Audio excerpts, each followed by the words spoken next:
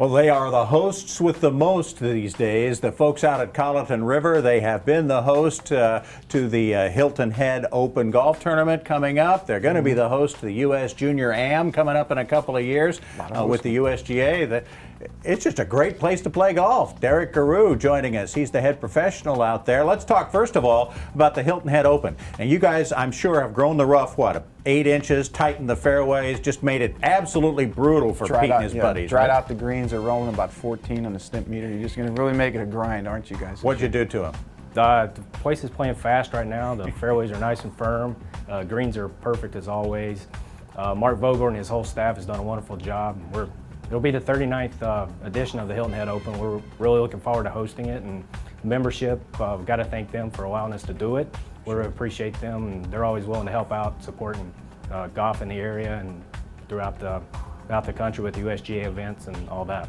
Yeah, you know, we talk about playing golf in the low country, but we don't talk about very often, and nearly often enough, the high level of golf that is played here in the low country. There are some great players. There certainly are in the field. You got Matt Bova, who was the local qualifier for the Heritage.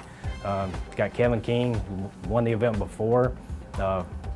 Matt Lucchese, our director of golf, head professional champion. JP, or John Patterson, just won the South Carolina Open. So the field is deep. Looking forward to a great event. Yeah, such great players that Pete here decided that his back hurt a little too much to play this year. Yeah, I think the nerves got me and the back just tightened up a little bit. So you're not going to have the Player of the Year playing, but I'll be out there supporting those guys to the best.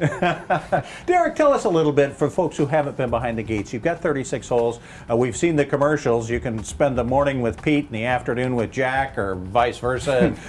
Tell us a little bit about the two golf courses. Well, as you know, we have the 18 holes by Jack Nicklaus and 18 holes by Pete Dye.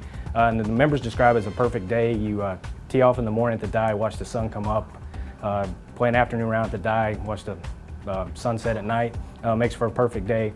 The special thing about Colleton is they're so completely different golf courses, two completely different types of architecture, and you know, play every day and never get tired of playing either course. They're both phenomenal and always in great shape. Is the Dye course a Pete Dye course? Now, because we see on the island here, the two courses he has done down, Harbor Town and Heron Point are two very different courses, even for Pete. How does Pete's course at Colleton compare architecturally with those two, say? You see a lot of Mr. Dye's characteristics. He's described as the best course he's ever built.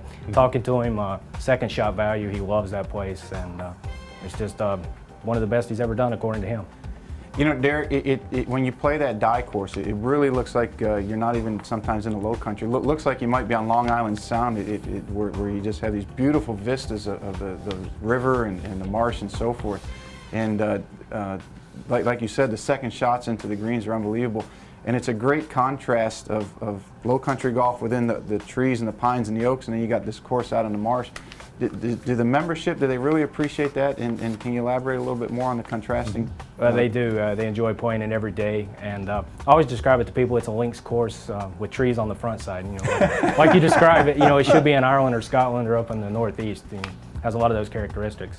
You guys are going to be hosting the U.S. Junior Am in 2015. We obviously don't know the field or anything about the field yet because these people are too young, but we're going to see some great players. Tell us a little bit about the Junior Am and kind of what it's been a launching pad for in the past, and being involved with a USGA event, which is special for any golf course. Yes, we're very excited. We'll be in July of 2015.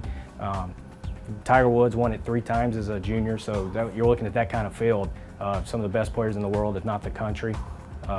We were fortunate enough, we just got back, the host committee and myself and Matt Lucchese from Truckee, where they had the 2013 Junior Amateur, so we kind of got to see it in action, learned a lot, and it should be a great event. It's not only going to, be a great, exciting thing for Colleton River, but also the low country. We will have TV coverage, so the whole world's going to get to see why we enjoy being in the low country. Boy, that's about as opposite. Truckee, California, up at elevation, and out in California with the mountains and all of that.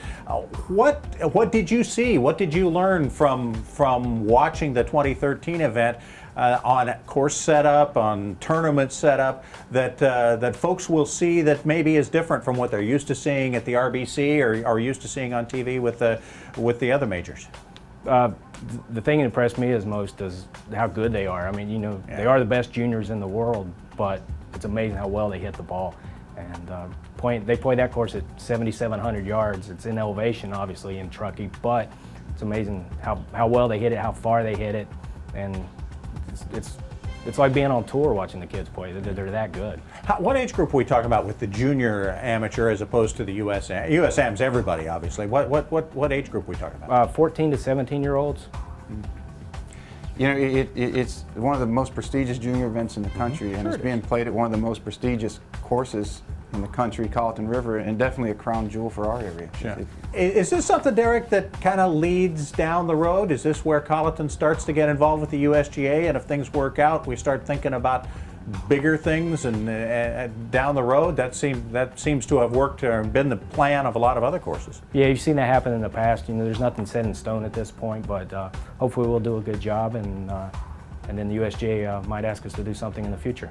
Boy, that is a huge kudos go out then to your membership. I mean, to want to do the Hilton Head Open, to want to do this, to take major weeks out of your year and a couple of weeks out of your year and all of the other things you guys have to do to keep the members happy, and then also transform that into this. Let's talk about the membership and how they've really supported all this. Right, like I said before, you know, none of this would be possible without their support, and you know, ever since I've been here for the last 3 years, they've supported US Open qualifying, US Amateur qualifying, local events, and they've really given back, and that's what makes the club's a membership, and you see what they're able to give to the community and the local golf and national golf now. So, you know, we can't thank them enough for allowing us to do that. Yeah, you know, we got to thank them not only for just showcasing Colleton River, but it showcases the whole Low Country. It really does. It does a lot of help for every course around here and all the community and everything. And you're right, the membership there really needs to be patted on the back for doing a lot of good for the community. Yeah, anytime we get a chance, right, to showcase Low Country golf, whether it be Harbortown in April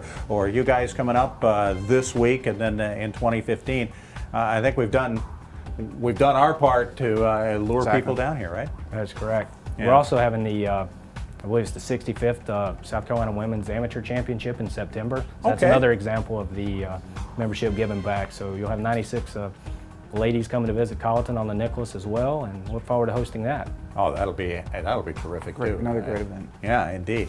Derrick, we appreciate your time. We thank you for coming in to join us today, and we're looking forward to the Hilton Head Open. In fact, we're going to sneak out. We're going to take the cameras with us. We're going to have pictures. That's another reason why Pete isn't playing this week. He doesn't want everybody to see his game. He's going to keep it in hiding. Yeah, my agent told me, you know, with licensing rights, not to get any pictures taken. Derrick, again, thanks a lot. We look forward to come out in Colleton River and taping our next week's show out there at the Hilton Head Open and being a part of it all. And again, thanks for joining us on Golf Center. Well, it's my pleasure to be here, and thanks for letting us be here, and look forward to seeing you next Saturday and Sunday. All right, Casey Jones will be our next guest. He's over at Wexford. They're going to be one of the hosts of the Hilton Head Celebrity Golf Tournament coming up on Labor Day weekend. We'll be back with him when Golf Center continues.